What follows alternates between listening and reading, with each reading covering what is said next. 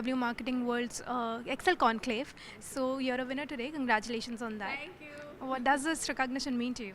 It means everything to be a part of this prestigious cohort, and also especially being in the communications industry, being recognized for your voice and your work. Just I think puts me on a platform to be able to influence better things for the industry and pave the way ahead for more successful campaigns and communication out there. So Sangya, if I ask you, like PR is often seen as an intangible asset. What are the most effective ways to measure the true ROI of Corpcom efforts which go beyond traditional metrics like media coverage? Very interesting question. I think PR is more about intangible, results rather than tangible. We've had to find ways to, justify in the form of ROI. I especially, my forte is in influencer marketing, so I believe that also kind of, the boundaries are quite blurred, honestly, between PR, influencer, digital. So I feel communications in general is an area which gives us intangible results in the form of, brand affinity. There is conversation starters, sustenance of chatter. There is also how do I say this? Sales, of course, conversions. So, all of these things, the perceptions, brand perceptions, product perceptions. So everything is intangible, but it sort of translates into eventually conversions or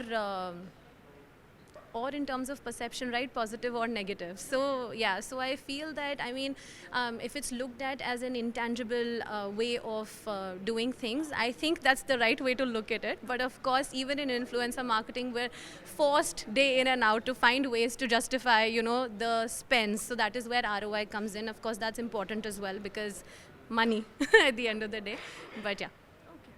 You mentioned influencer marketing. So perceiving that your majority of audience is Gen Z, how and who are very specific about inclusivity and about including every sort of community into their whatever they consume. So how do you manage your clients in that way? What are the parameters you consider while creating content, while guiding them? What are the parameters you consider? So to be very honest, I don't divide my audience into Gen Z or millennials or Gen Alpha who's not ready to watch social media yet.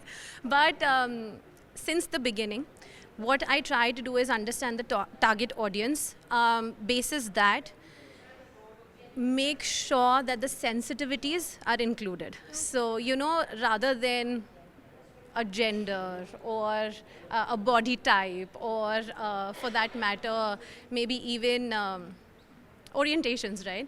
I don't focus on that. I focus on sensitivities of the target audience for that particular brand, and then go about devising communication strategies, and then of course test it out within our group, within our internal teams, and then eventually put it out there. And there is a lot of brainstorming, there's a lot of strategizing, there's a lot of time spent in deciding how we want to communicate what we want to communicate.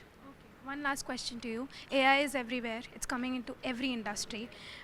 There's a debate that now AI is making press releases so quick, crisis management so quick. How do you absorb the concept of AI in your industry? And is there anything particularly that is affecting the influencer marketing sector? Yes, it's affecting in all the positive ways because yes, efficiency is the most important result of AI being in our sector. I feel like as humans, we're always finding new challenges. First, we devised AI to help us. Now we are finding whatever it's helping us with, is it AI or not? Like going the other way. So I feel AI is an asset, definitely. If used in moderation and the right way, it's helping us become efficient. It's giving us qualitative and quantitative, data to make our campaigns more personalized. We can become hyper-targeted because of AI. So I feel AI is all good.